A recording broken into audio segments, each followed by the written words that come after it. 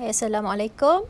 Okay, today we are going to look at grammar task. This grammar task taken from your textbook page 47.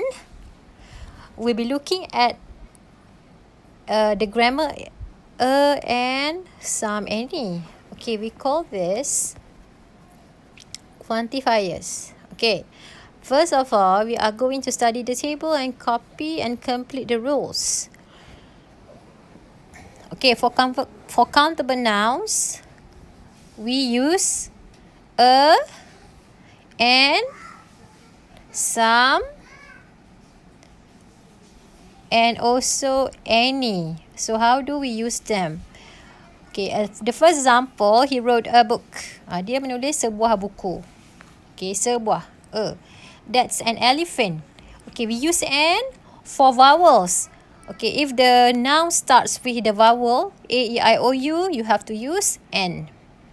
And then we also use some if the noun is plural, meaning that is more than one. Some bermaksud beberapa dan ianya boleh dikira bilangannya. Okay, another example here for a negative statement. Negative means not. Any sentence yang ada perkataan not. Okay, for example, I haven't got a camera. So we use a. There aren't any lions. So we use any if the sentence is in negative form. Okay, there aren't any lions. And then in question, we use is that a crocodile to refer to one crocodile. And then if the noun is more than one or plural noun, we use any to ask question. Are there any giraffes? Untuk tanya soalan, kita guna any. Ada tak giraffe? So we don't use some, we use any in questions.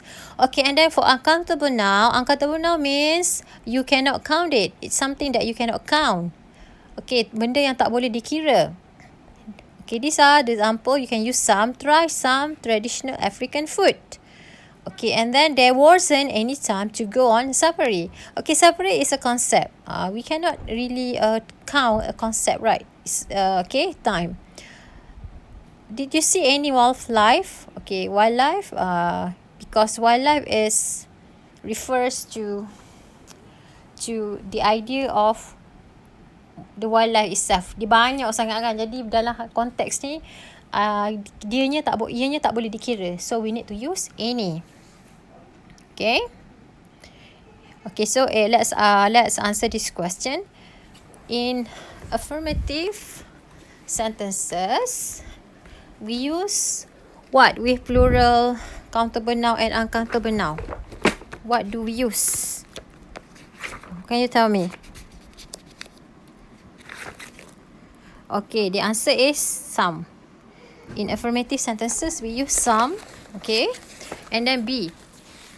In negative sentences and questions, we use any. Okay, let me explain once again. A ni bermasuk dalam ayat yang affirmative ni, maksudnya ayat yang bukan ayat negatif lah. Ayat yang tak ada perkataan not.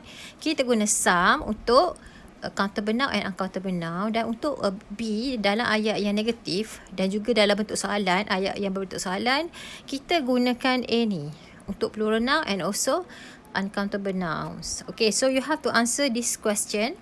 Okay, I'm going to give you the link after this. So all you have to do is just answer the question. Okay, now we are going to study the table in task 3 here. Okay, we have countable nouns and also uncountable nouns. I mean the quantifiers. We have much.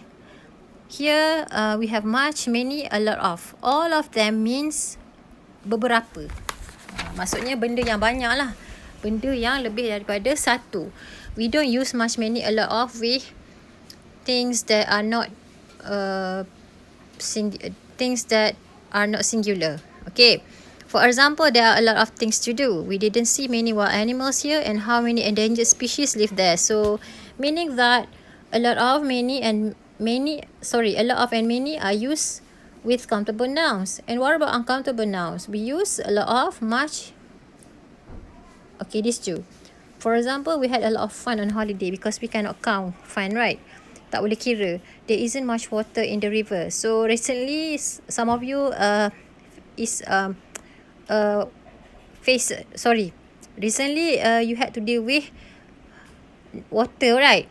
There is no supply of water in your area, so I'm sorry for that. Okay, so we use much for water. There isn't much water in the river. And how much time will we have? Banyak mana masa kita ada. So kita gunakan perkataan much untuk masa. Berapa banyak masa yang kita ada. Sebab masa ni tak boleh dikira. Okay, and then let's answer this question. In affirmative sentences, we use much, a lot of, with plural countable noun and uncountable noun. Which one is the answer? The answer is a lot of. Okay, untuk ayat yang positif kita guna a lot of. Affirmative ni maksudnya ayat yang tak ada not lah, like I said just now. And then B, in negative sentences and question, we use many or much with plural countable noun. Which one is the answer? Okay, for B here, the answer is we use many with plural countable noun. For example, we didn't see many wild animals. This one is negative sentence sebab ada not, did not, okay? And then C, in negative sentences and question, we use with uncountable noun. What do we use? Okay, kita gunakan much with uncountable noun untuk ayat negatif dan juga soalan. Kita kena guna much. Okay, kalau tak faham, boleh tengok contohnya. Seterusnya, kita nak cuba juga jawab soalan ni. Okay, awak akan jawab soalan ni. Look at this picture here. And then you have to answer the question based on the picture. Okay. And then the same goes to number 5. Okay, I'm going to give you the link as well for this one. Also, that's all for today. If you have any question, you can just private message me. Okay. That's all. Thank you so much. Assalamualaikum.